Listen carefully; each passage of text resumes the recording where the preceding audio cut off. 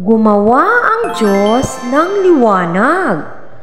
Genesis chapter 1, verse 1 to 5.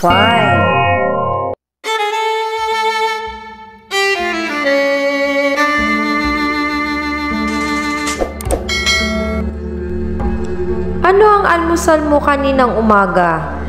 Tostadong tinapay ba na may palaman? O isang mangkok na cereal na may gatas?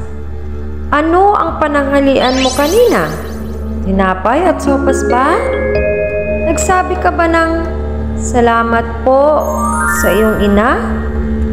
Kapag ikaw ay kumakain sa umaga ng masarap na almusal, tinatanong mo ba ang iyong ina na gumawa nito?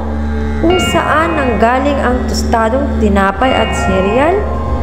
Kapag sinabi niya sa iyo na binili niya ito sa tindahan, itinatanong mo ba kung saan ito nakukuha ng tindahan?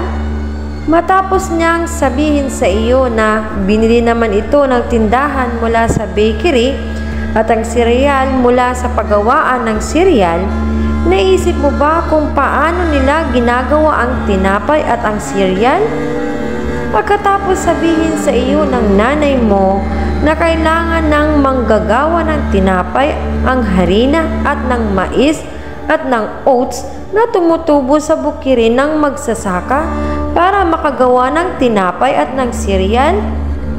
Sasabihin niya sa iyo na nagtatanim ang magsasaka ng buto sa bukid na gawa ng Diyos, na nagpapadala ang Diyos ng kanyang ulan at ng kanyang liwanag, kung kaya't lumalago ang trigo at mais at oats, para makagawa naman ang gumagawa ng tinapay at cereal ng tinapay at cereal para sa iyo at sa pamilya mo. Ibig sabihin, ang lahat ay mula sa Diyos. Alam mo ba kung ano ang katakilaan ng Diyos na kanyang ginawa? Ginawa niya ang sanlibutan, ang mundo na ating tahanan at ang langit na kung saan dito nakatira ang Diyos ay nalikha dahil nagsalita ang Diyos. Ang kanyang makapangyarihang salita ang tumawag sa kalangitan at sa mundo para magawa. Walang mabubuhay sa isang maitim at madilim na sanlibutan.